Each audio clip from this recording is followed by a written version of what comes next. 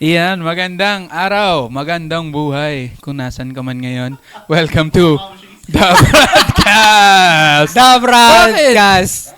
Tayo mga Brad, pwede rin tayo magkaroon ng magandang buhay. So I pray na magkaroon ka ng magandang buhay. At welcome to episode... The Broadcast. Ulit. Welcome to The The Broadcast. Okay. Welcome to the Broadcast channel, episode 2. And today, excited ako dito. Ang tagal, oo nga. Sobrang tagal. Nag-cycle na lahat ng damit natin. Ito na ulit yung suot natin ngayon. Grabe na. Kamusta kayo? Nagkataon, ito rin yung gusto ko suotin nun eh. Oo nga eh.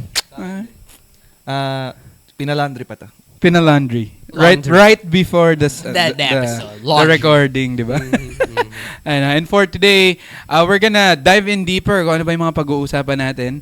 And isa sa mga anticipated topics talaga to. Oo. Kasi ang title ng ating pag-uusapan today is The Conversations I Wish I Had. Ooh, lalim eh, no? Grabe yan. So, today yan yung pag-uusapan natin, yung mga tanong na sana nung bata pa ako may nagsabi na sa akin ito. Sana nung bata pa ako, alam ko na to. Hindi yung nangangapa ako ng kung ano-ano. At yan. So, yan yung mga pag-uusapan natin today. To start this, sige, let's set the tone. Simulan natin. Bawat isa sa atin, think of that one thing na sana nung bata ka pa alam mo na. Good question. Go, Kuya Dan. Meron akong go-to answer. Sinabi mo. Meron akong dyan. Go-to answer. Kasi pag tinatanong ako, maraming tatanong yan eh, na kuya, kung ano yung parang ano rin yun, yung topic natin. Ang tanong din dyan ng iba is kuya, kung may learning ka from the past, sa simula pagkabata mo, ganyan. Ako lagi kong sagot dyan,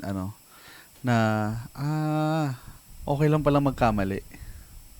Sagot ko yun. Yeah. Wala. Okay, nauna ako eh.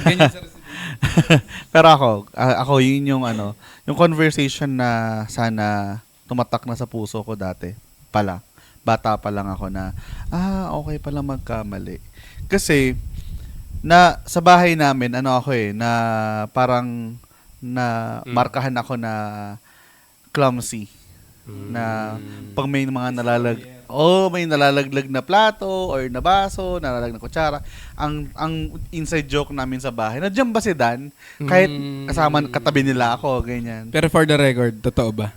Ay, nung bata ako. Yun naman pala eh. Pero nung wait.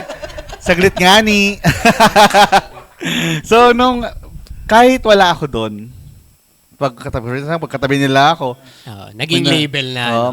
For example, pinsan ko yun nandun, tapos may nalaglag na baso, ganyan. Dan the Destroyer. Parang may ganun kami inside joke. Kasi nga, totoo din naman, na talagang ganun nga. May pagka-clumsy nga ako.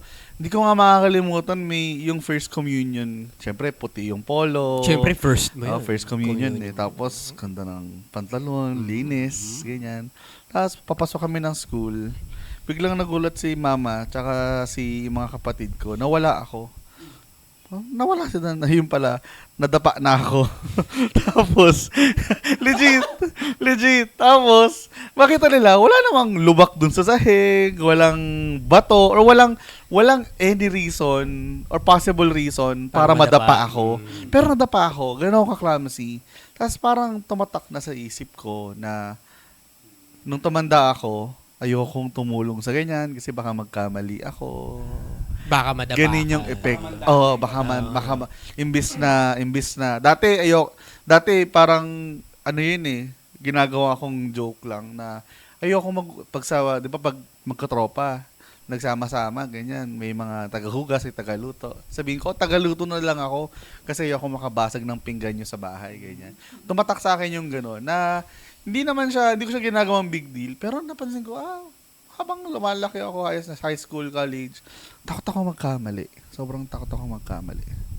Sa lahat ng actually, hanggang ngayon, hindi ko masasabi na fully healed na ako na game, nagkamali, game.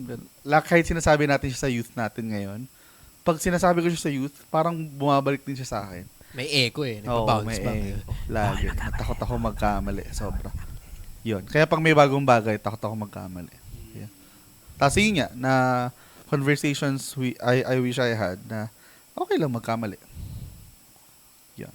Basta matututo ka. Kahit na lalaki ka, no? Thank you, thank Male, you. mali. Tama. Male. Ay, hindi pala tama. Mali. Ikaw, Brad Eigel. Sa totoo lang feeling ko kaya rin tayo magkakaibigan eh. Kasi tawag dito, recently nga rin, no, para lang maging vulnerable ako mga Brad.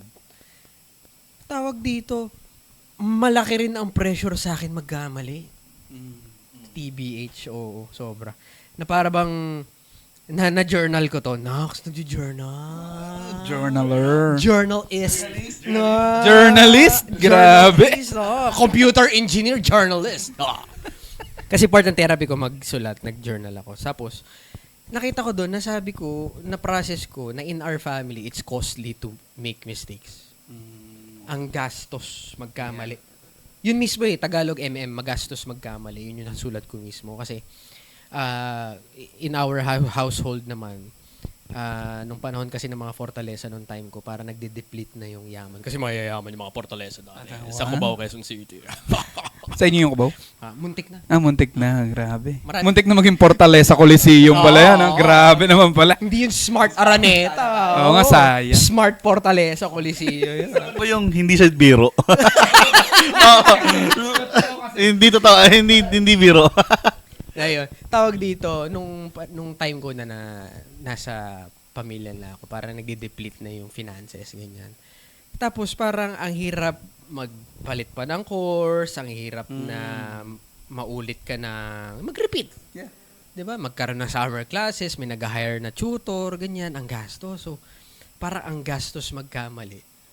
Tapos, na-process to kasama ng counselor ko na-process namin na parang may helicopter mindset ako. Na parang bantay sarado yung mga bawat ginagawa ko. Na parang kahit wag yan. Wag yan. Wag yan. Yung gano'n, parang kang micromanaged growing up, gano'n. So, na-process namin yun, na parang may alien sa likod ko. Alam mo yung parang sa Alien versus Predator, yung may lumalabas sa dibdib. Akala ko si Taguro Nasa likod Ay, oo, pwede rin yun. Si Yung nasa Taguro, likod ni tama. Taguro. Mas maganda yun. Nandito lang siya. Ha, Taguro! Ay, sige nga, sample nga. Tapusin! Gano'n, di ba? Yun, talagang naramdaman ko yun na may parang, na may gremlin sa likod ko na parang binabatukan ako, wag yan. Magkakamali ka dyan. So parang, ewan ko, part na rin siguro na naging yun nga, na shelter dahil bawal maghikain, bawal masaktan. Tapos sorry, insider lang din. Hindi naman sa pagmamayabang, pero pagmamayabang ko na rin. Dahil commercial model ako nung 3 years old. Grabe naman. Pagmamalaki ko lang Anong brand? Hindi kasi ako malaki pagmamalaki ko lang to. Ayan. Lucky Me. Lucky Me. Di ba, ang Hindi ka ironic? nagmamalaki, pero Lucky Me. Lupit. Bawal ako maghiganti. Kasi maliit lang ako. Anyway, so kumbaga nagkaroon ng ganung pag-aalaga sa may ganoon din kasi sa household namin na mahalaga ang appearance, ang outer, ang anong tawag dito, yung mas mahalaga pa yung charisma over character. Yun. Parang kailangan mas alagaan pa yung appearance kaysa yung kung sino ka person. talaga. Oo, ganun. So parang nababantayan yun lagi. So parang dapat bawal magkamali. Ganito ka lang lagi. Mataas grades lagi. Ganyan. Mas napapansin ka pag may achievement ka. Ganun. Pero pag may pagkakamali ka, ma-highlight yung pagkakamali mo. Ganun. So parang nagkaroon talaga ng helicopter mindset na bawal yan. Ganun. So, pero yun pala, no, okay lang magkamali. Yeah. Okay lang magkamali. Ako yun yung tinuturo ko ngayon sa anak ko na it's okay, try again. Talagang ginaganon. Pati yung tono ganun para tumatatak sa akin. It's okay, try again. Alam mo, sige. Just to add to that, relate din ako doon. May isi-share pa ako ibang mamaya, pero relate din ako doon. Kaya, jokingly, minsan pag may kausap akong estudyante, pag kamusta ka na? Ito kuya, nagre-review ko, may exam kasi ako So, jokingly, ang lagi yung sagot dyan, okay lang ka ma-pressure, okay lang kahit 2 mistakes. Diba kasi minsan, perfect, diba? Pero 98/100 is still 98/100. So, jokingly, sinasabi ko sa kanila, kahit 2 mistakes, okay lang yan para hindi ka masyado ma-pressure. Siguro it's also me mirroring, kasi meron din akong ganun yung pressure na dapat ganito, ganyan, na parang in a jokingly way, sinasabi ko sa kanila, okay lang yan kahit mga small mistakes. Wag naman yung madaming mistakes. You do your part also, pero okay lang yung hindi siya perfect. Kasi may matututunan ka din dun. Parang gano'n. Yeah. Ikaw, Chris Marie. Ako hindi ako makarelate sa inyo eh. Kasi hindi ako naka-98. Perfect talaga. Yan. Hindi, coming from that naman. Dahil somehow perfectionist ako. Ganun din ako. Takot din ako magkamali. And so, I do my best in most stuff. So, kung 100 yan, 100 ko yan. Ganyan siya. I will try my best. Tapos, dahil nagagawa ko siya, galing ko kasi. Nagagawa ko siya. Wala namang no objections here. Dahil nagagawa ko siya, feeling ko, tumataas ako sa ibang tao. Tapos feeling ko, dapat kayo din ganito. Yun siya. Walang nagsasabi sa akin na, teka lang, dapat hindi ganyan. Parang ganun siya sa akin. Keep up naman. Parang kahit mapa-school, mapa-sports, tama. Kahit sa bahay, ganun din. So, keep up. Galingan mo pa. Parang yun yung lagi kong linya. Lalo na nung before I met the Lord. Galingan mo pa. Parang pati sa standards ng society, ba't ka tumatawid? Ito na yung overpass, ba't ka tumatawid? Ganyan, ganito. So, naging ganun yung personality ko na umabot ako sa point na may mga naaapakan na akong tao. Taas ko. Tangkad ko eh. Oo nga, tama. Tapos naapakan. Sorry. So, ganun siya. Yung gusto ko sanang conversation or yung line na nasabi sana sa akin na hindi ganyan. Parang mas importante yung tao kaysa dun sa ginagawa. Wow. Mas importante yung tao kaysa dun sa na-achieve niya, mas importante yung tao. Kaysa dun sa mali niya nagawa, mas importante yung tao. So, kung ano yung nangyayari dun sa tao, I have to put myself into their shoes. Yeah. May ganong idiom. Yeah. So, ganun siya. Sana maaga sa akin nasabi yun para mas naintindihan ko yung mga tao instead na nasagasaan ko sila. Yeah.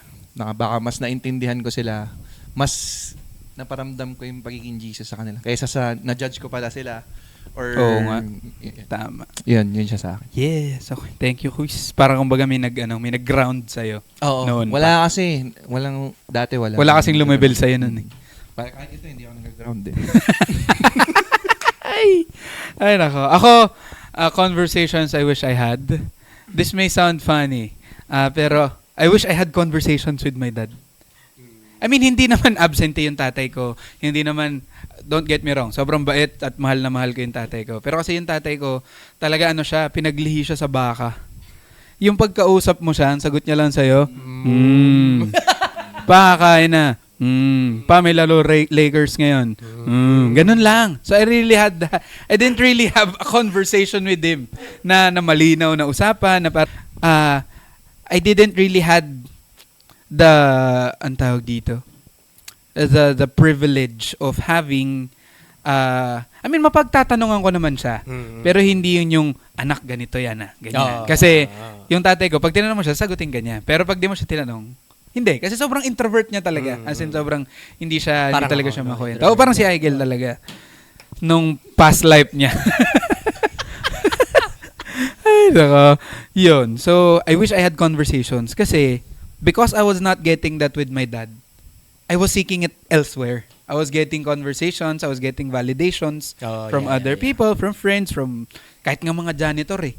I mean, napansin ko, bata pa lang ako, sobrang close ko sa mga security guard, sa mga janitor. Siguro dahil nga naghahanap ako ng affirmation from an older person. Yeah. So, okay naman na mabait ako sa kanila, kaibigan ko sila, kaibigan nila ako. Pero, siguro it was my way of seeking conversations na, okay ngayon na, hindi ka late ngayon na. Parang yun just to feed. Hindi pa nakatulong na ang love language ko ay words of affirmation. Siguro din dahil nga ganun yung upbringing ko. Kaya words of affirmation yung love language ko. Deficit, kasi yun yung hinahanap ko. Kasi yun yung deficit. So, ang tanong ko, conversations I had, siguro, more conversations with my dad. Which I am trying now. Na sinusubukan ko naman my best to reach out. Kasi yung tatay ko, introvert pa rin siya. Yeah. At wala namang mali doon. Hindi na rin mababa. Wala namang mali doon. Pag nakita ko si Nico, tsaka si tito yung dad ni Nico, grabe, no? Extrovert ni Nico. Tapos si tito, tahimik. Alam mo, may theory kami ni Aikel dyan. Oo. Na kung ang parent mo ay introvert, yung anak na same gender is the opposite nung Oo, ano mo. Kasi yung airpods namin, mga Kasi introvert. tapos kung extrovert yung tatay, introvert yung anak. Ganon. Kasi feeling namin, halimbawa, introvert yung tatay. So yung anak would try to make something up para may mangyayari doon sa lal na airtime. Tapos kung extrovert naman yung tatay, dahil wala nang airtime yung anak, sige yung tatay ko na lang. So pwede ganun eh. Pwede siyang Gandang ganun. theory na, no? Kasi parang nagka-compensate yung Exactly. ugali ng anak dun sa environment dun sa... Oo nga eh. Actually, yung tanong ko eh, parang kung yun yung theory, paano kaya yung pag nanay ay introvert, tas tatay extrovert? Paano yung anak nila? Sige, balikan kita pag high school na si Tsaka, Aya. si Yayang. Ginawang study yung mga anak. Parang ang sama yung magulang doon. Para lang may masagot kami sa podcast na to. Pero speaking of, that is also one of the reasons why we started this podcast. Yeah, OMC. To have that conversation. Kasi, ano yan, ang tawag dito, hindi siya misconception, hindi rin siya stereotype. Kasi it's reality. Na pag ang mga lalaki, hindi talaga yan pag deep conversations na, wala na. As in, they let it slide. Swerte nga tayong na ngayon medyo mas aware na tayo. Pero meron pa rin talaga. Ikaw, Kuya Dad.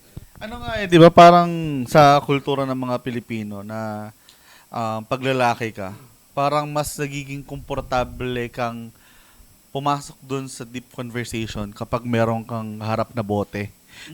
Di ba? Maboteng usapan.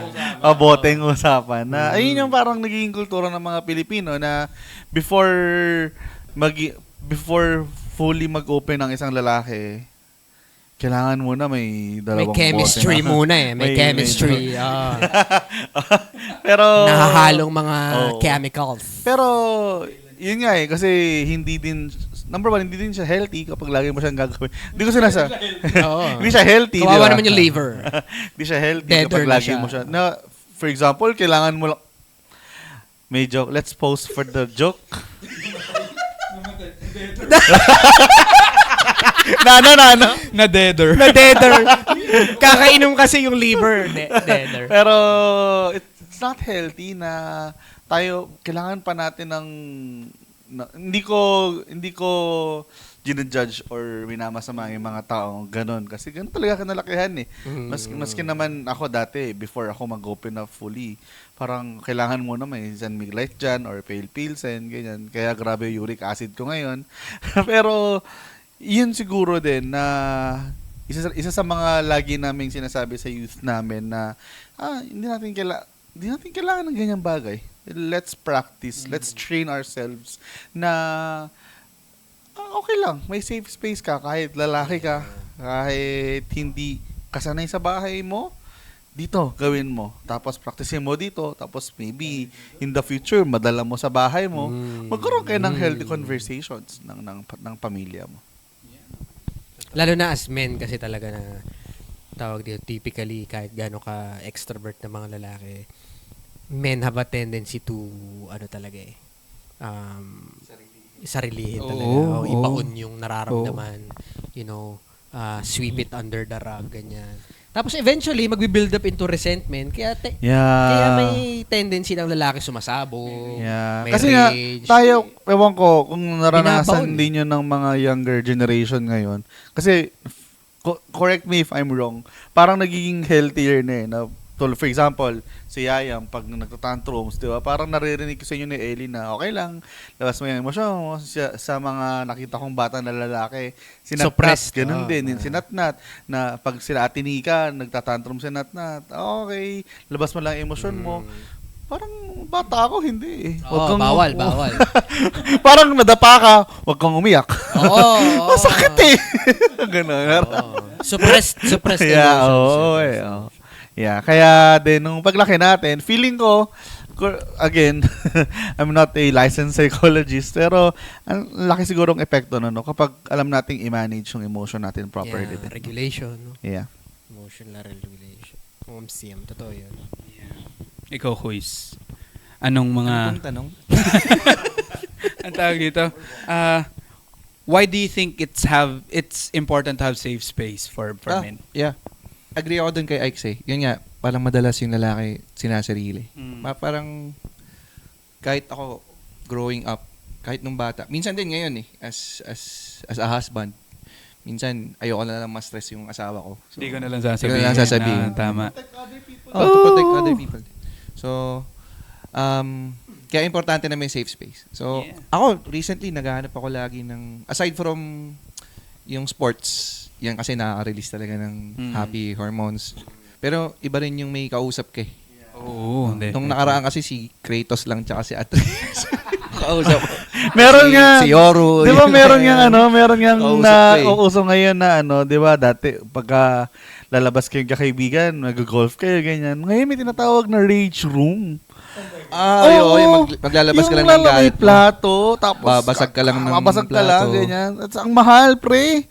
So, golf na lang tayo? Hindi, Golf na lang. mag-apply ako as construction worker. Sa rage room, ikaw magabayad eh. Sa construction worker, ako Hindi pa babayaran. kayo, no? Anong team mo? Demolition team. So, going back, important siya para meron kang avenue to open up. Yes. Especially kung yung iba rin yung pag nakikinig ka sa mga kuya, iba rin yung sa mga mas nakakatanda sa'yo. Pero iba rin yung pag yung ka-age mo or yung ka-journey mo or yung similar yung journey. So, halimbawa, husband and wife, kaming tatlo. Missionaries, tayong 4. Yung ganon. For sure, meron kayong iba't ibang circles ninyo yan. Meron kayong iba't ibang small groups. Or, yan nga, circles, tama. Circle of friends. So, iba-iba yung commonality ninyo. Pero meron din kayong commonality na negative.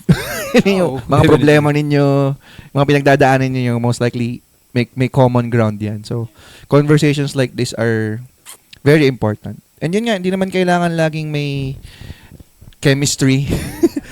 Out of, siguro in this table, I could say, hindi ako na-disciple or na mentor through 2 bottles. I'm always over coffee or soda. So, ganun siya. Hindi kailangan lagi yung chemistry. Gusto ko lang din i-emphasize to. So, sorry po sa mga pero gusto ko i-emphasize yung sinasabi ni Kuya Marie kanina na for example, missionaries, nagkakaintindihan kayo, ganyan. But, sa problema, minsan, nagiging circle of friends mo yung same problem. Kasi nagkakaroon talaga ng dark humor sa amin, sa youth community namin.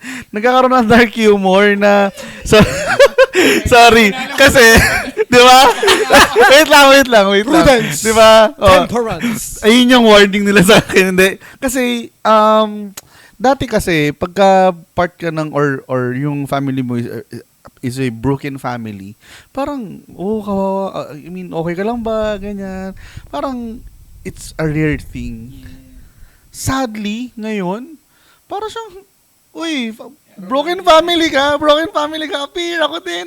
Parang, ewan ko parang siguro, I don't want to dwell on that, yung ganong negative or problem. Pity party. Kahit, ayokong pity party siya.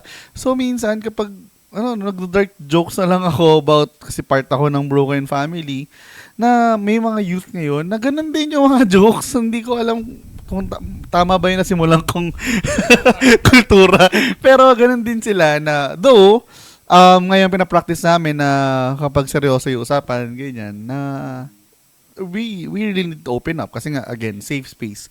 Pero, instead na mag-dwell sila sa problema, anong gagawin ko? Parte ako ng broken family, pero hindi naman yun yung identity ko.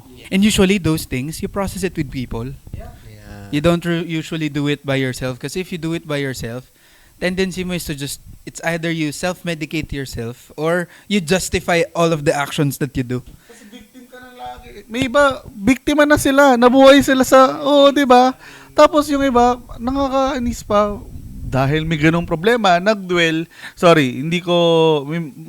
so, Lumalabas. Lumalabas yung pagka-JB Suarez na. isa sa mga advocacy ko sa buhay is the mental health awareness of the young people. And not just awareness, I always encourage the young people to do the next part of being aware. Kasi hindi lang tayo dapat maging aware eh. May next step siya. Yeah. Tapos, may mga tao kasi na kapag nag-dwell sila doon, nag-dwell sila sa problema, tapos may mga taong minsan paglunod sila sa problema na yon, kahit ang daming taong nagmamahal sa kanila, feeling nila mag-isa sila, ayun na, ginagamit na nila yung ganong mga card, na victim card, mental health card, na nakakasakit sila ng mga tao. Collateral. Sadly. Oh.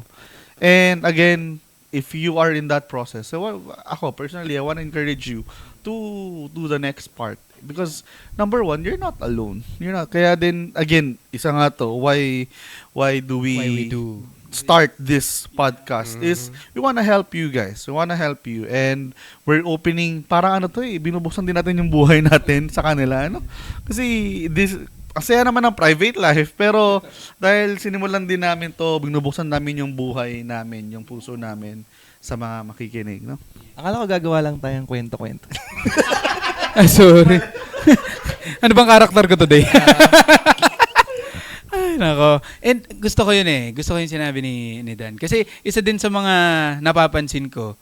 Totoo naman din to, pero parang minsan feeling ko superficial lang din siya. Yung linya na men are simple creatures. Alam niyo yung gano'n? Yung nagtitrend yan minsan eh. Men are simple creatures na kanina lang pinapanood namin ni Dan. May mga 3 lalaki nakatayo sa waiting shed tapos may paddle ng tubig doon sa harapan nila. So tinatawag nila yung mga driver na dumaan doon. Tapos pag na-showeran sila, wow! Diba? Ang saya-saya na nila eh. Totoo na yun eh. Pero minsan, even in the difficult moments and mga moments na kailangan mo ng seryosohin talaga, yung mga moments na kailangan ramdamin mo na talaga yung nararamdaman mo. Hindi, lalaki tayo, simple creatures lang, hayaan mo na yan, and all of those things. And ang hirap din yan eh, napapansin ko yan usually sa mga nagiinuman, mga tito, yung tatay ko tsaka yung mga tito nagiinuman. Diba? Usually, meron lang silang mga taboo topics. Na yun lang may mga usual topics lang sila. Na yun yung pag-uusapan nila. Politics. Basketball, politics, yung ulam, yung weather. Trabaho yun lang. ng mga Trabaho ng anak. Yun lang yung pinag-uusapan nila eh. Pero never pa ako ng parang talagang, meron din naman. Yung talagang mag-open up, meron ding mga ganito. Very, very rare. And, yun nga eh, whether there is chemistry, whether there's biology or whatever branch of science that may be, it's important to have conversation like this. Kasi, sabi nga, di ba, walang sino man ang nabubuhay para sa sarili lamang. Di ba? Kasi, it's really journeying. Walang sino man.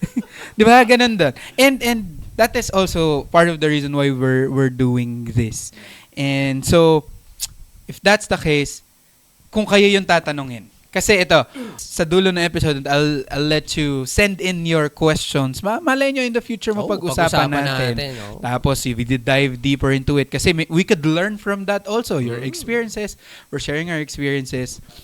Kung kayo yung tatanungin ko, moving forward, ano yung tingin yung mga crucial conversations na pwede natin mapag-usapan dito sa platform na to? Yeah. Siguro simulan ko kasi habang nag-uusap tayo kanina, lumabas yung reminder sa isip ko na may binabasa kasi akong libro about manhood na importante rin na again, this podcast is not limited to, men. Even the women can learn from this so that you could learn what it means to paano bang iniisip na itong mga simple kaya pala sila ganyan. Pero bukod doon, ako talaga personally, sabi ko, masculinity bestows masculinity. Wow, spell nga bestows. Bestow. Natutunan ko to sa isang libro na Wild at Heart, Sa mga lalaki talaga. Kaya importante yung rite of passage, mga brotherhood. Kaya totoo na may mga lalaki talaga na sobrang encouraged sumali sa mga, sa mga terms sa fraternity. Yeah. Diba? Kasi may doon talaga na siya sharpen ang capacity ng isang lalaki, Yes. na doon nang gagaling yung masculinity, best house masculinity. So kung ikaw yung tipong parang tulad ko, laki ako na very feminine ang household kasi daming babae. Tapos growing up, OFW yung tatay ko, no. So talagang hirap ako na tama ba tong ginagawa ko? And kahit anong sabi ng motherly or women figure sa bahay, iba pa rin na pag nagsabi yung tatay. At yung lalaki. Totoo. Na parang, tama yan anak, sige, gawin mo yan anak. I agree. Kasi laki ako sa bahay na puro nanay din. Kasi nung time na, yung from elementary to college, yung dad ko nag-work sa abroad. So, laki ako, nandun yung tita ko, nandun yung nanay ko, nandun yung lola ko. Parang, Oo. ganun. Kahit anong Pero iba sabi pa nila, rin. pero pag sinabi talaga ng tatay na iba pa isang rin. ganunan, parang iba ang bagsak sa, Yeah. sa lalaki. Pero kaya yun yung sinasabi ko na masculinity, best house masculinity, na may mga bagay na kahit anong sabihin sa'yo ng mga crush mo, ng mga jowa mo, kahit makailan jowa ka, hindi ka masasatisfy nun. Pero pag nasabihan ka ng father figure or ng tatay mo or ng Kanino galing? kuya, Oo. pag may boom, isang linya, bang! Galing-galing. Parang empowered ka na parang lala. I can do everything. Boy. Yun. Yeah. Thanks, Ax. Galing-galing nun. Kuya Marie, ikaw? Ano po ulit yung tanong? Kung Anong pag-uusapan? ikaw yung sasagot, Ah, ano yung mga pwedeng conversations? I-relate ko rin dun sa general topic natin for this episode na kung may naituro before, sana ito yon, is how to include God in the conversation. Ganun siya. Beautiful. Parang sana na-introduce na sa akin yung adoration before nung bata pa ako. Para na-include ko si Lord sa mga usapan. Kahit ano pwede natin pag-usapan di ba? Tama. Pero at the end of it, gusto kong isama si Lord, ganun siya. Or minsan kung hindi man kayo available, ang natutunan ko kasi is, sabi ko nga, minsan as a person, sasarilihin natin yung mga bagay-bagay. Pero may adoration chapel na malapit So pwede ako pumunta doon anytime. Yeah. Doon ako makikipagkwentuhan. Or Yeah. kung hindi man kwentuhan, makakapagsabi lang ako. Yeah. So, yun siya. How to include God in any type of conversation na pag-uusapan natin. Kahit saan, kahit kailan. Yun siya. Yeah. Ikaw, Dan. Copy, paste. Joke lang. Hindi, ayun, siguro bukod dun sa I agree with what you said, Kuya Marie and Kuya Aikel, na magandang topic. Pero ako, siguro i-connect ko na dun sa sinabi ko kanina. Na number one, dahil nga yun nga yung advocacy ko sa buhay, is the mental health thing. Kasi ang dami ng sobrang aware ng mga tao ngayon, mga kabataan. Dati kasi pag may gusto kong information, kailangan mo pang i-research. Kailangan i-message pa si Kuya Nicoti kung bukas pa yung library, gano'n. Pero ngayon, TikTok lang ang dami ng information, ang dami ng content creators na gano'n. Pero ako personally, nasan si Jesus doon? Tulad ng sinasabi ni Kuya Marie, na may mga tao na, ayoko pumunta ng psychologist or ayoko magpatulong professionally because baka sabihin ng ibang tao, baka hindi matibay yung faith ko kay Lord. Pero, nasan si Jesus kapag nag-struggle ka mentally? At ano rin yung, kasi si Jesus, if you will study the Bible or life with Jesus, ano rin siya may mga times na kailangan talaga i-tough love no? Di ba, flip niya nga yung table no? Na, kawawa yung table.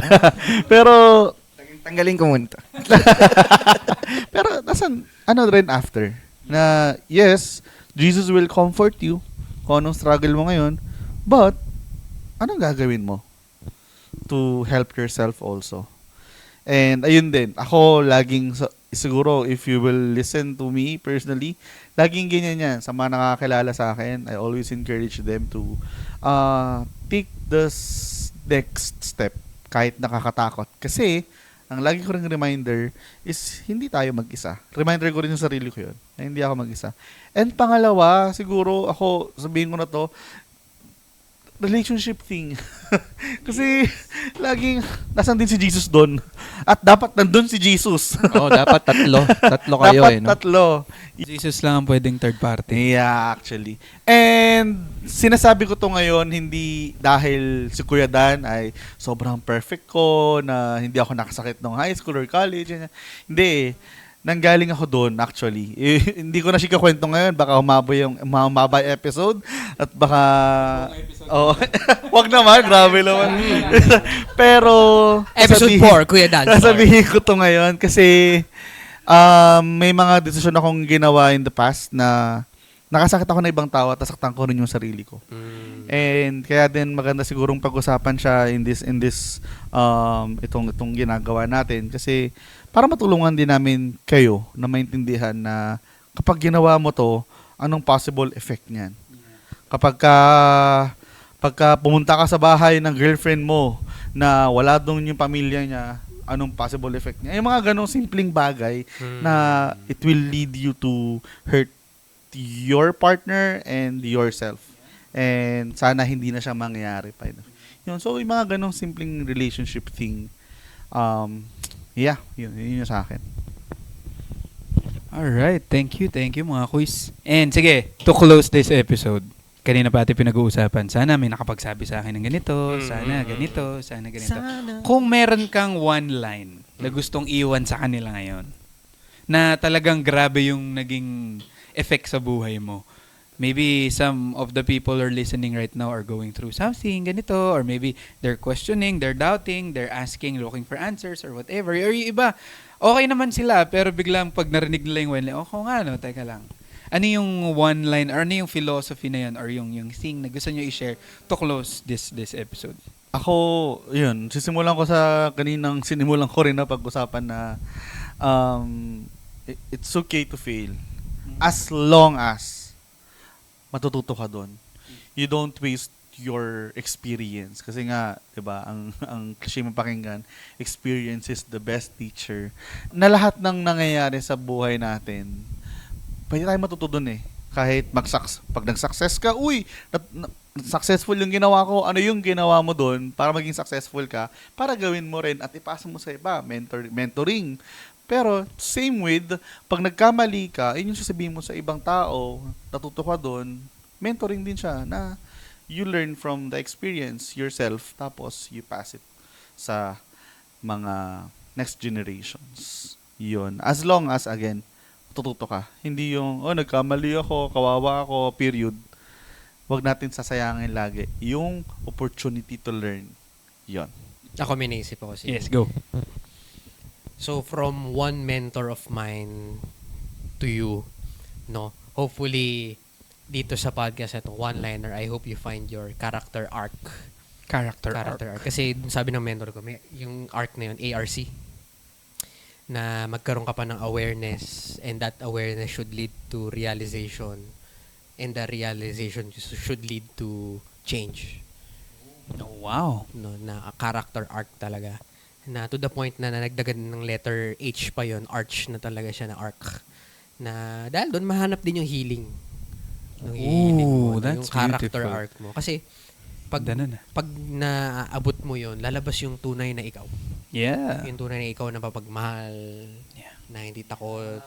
Yeah. Grabe yan Yung mission mo sa buhay, yung paano ka ginawa ni Lord, no? Yung disenyo na ikaw lang talaga. Yeah. Oo. Galing na. Character arc. Ano nga?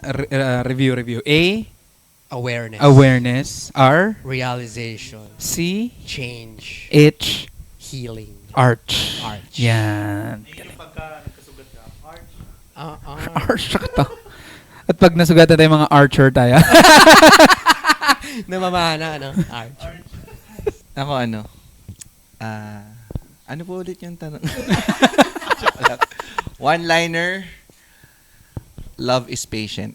Ooh. Na parang Beautiful. sabi nga, narinig ko rin to sa isang speaker na daming description of love.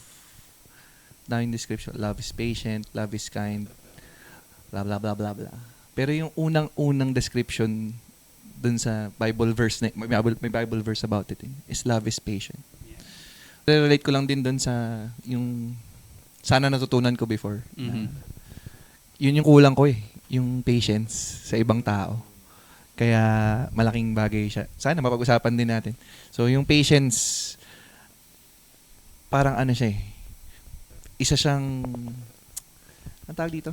Metric or Gauge. patience, yung gauge. Yan. Gauge. Yan yung gauge kung gaano ka katindi magmahal. Ako, ito, nagbago talaga yung pananaw ko sa buhay nung narinig ko tong line na to. We do not deserve anything in this life. So parang ako, ha? Di ba? Deserve ko to eh. Deserve ko yan. Deserve ko to. Ayan, pinag-arapan ko to eh. Lalo na sa mga lalaki, di ba? Ayan, struggle ko yan. Yung Hard reward work ko yan. system na Grind, talagang grind, grind. dapat ako. Ito. Ayan. Now, we do not deserve everything because everything is a gift. So kung may matanggap ka na regalo, thank you. Pag wala kang natanggap na regalo, okay lang din. Kasi regalo yun. Hindi ka pwede mag-impose, oy, regaluhan mo ako, whatever. Hindi eh.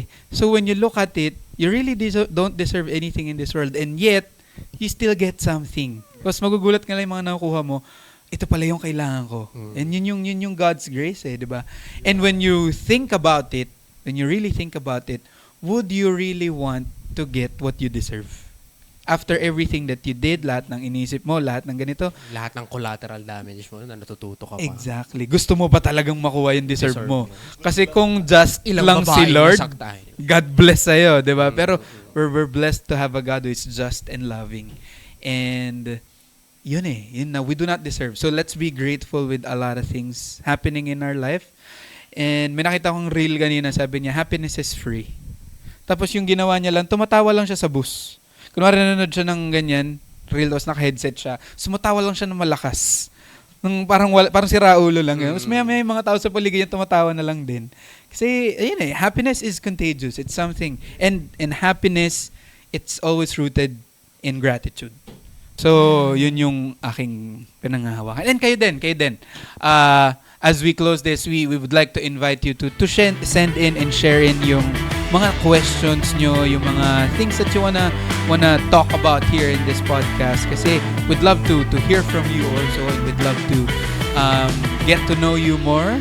At kung ano bang nagiging dulot sa inyo ng podcast na to, ano yung mga gusto nyo mapag-usapan pa natin moving forward. We will be putting our social media dito sa description sa baba. Hanapin mo na lang. Tapos you could send in there. And hopefully, malay mo, there will be one day na mapag-usapan natin yung topic na yan. Anything else, boys? Goods. And with that, we end our episode here. Thank you so much for listening. We pray. Sinimulan ko to sa magandang buhay. Sana magkaroon ka ng magandang buhay. God bless, guys.